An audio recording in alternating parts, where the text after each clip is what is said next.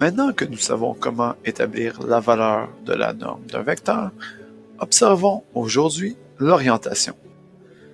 Pour définir l'orientation du vecteur, on va utiliser deux paramètres, la direction et le sens.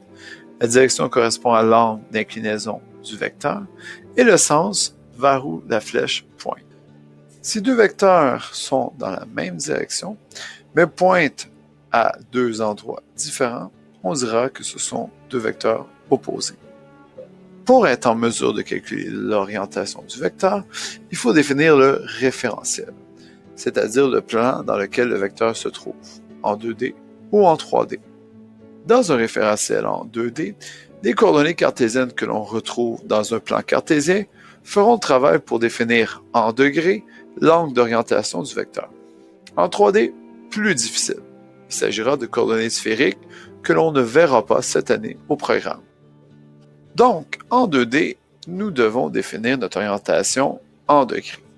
Et pour ce faire, nous aurons besoin de nos rapports trigonométriques, sin, cos et tan. Par convention, on détermine l'angle d'orientation d'un vecteur à partir de l'axe des x positifs, dans le sens contraire des aiguilles d'une montre. Donc, par exemple, si un vecteur est orienté vers le nord, on lui attribuera l'angle d'orientation de 90 degrés. Cependant, on peut mesurer l'angle d'orientation d'un vecteur dans le sens des aiguilles d'une montre.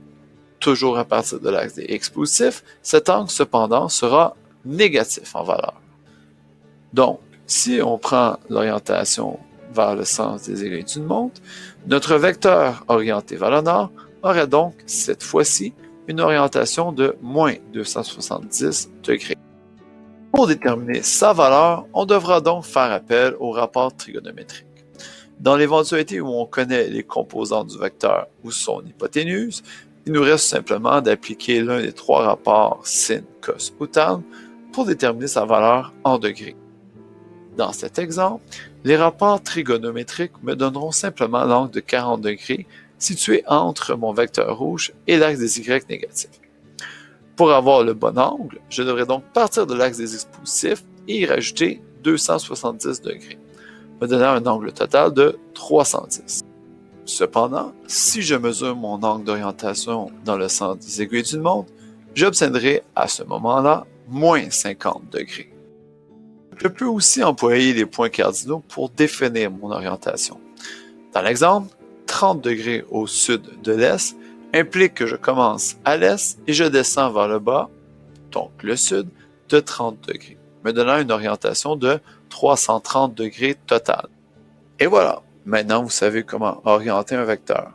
Sur ce, bonne étude!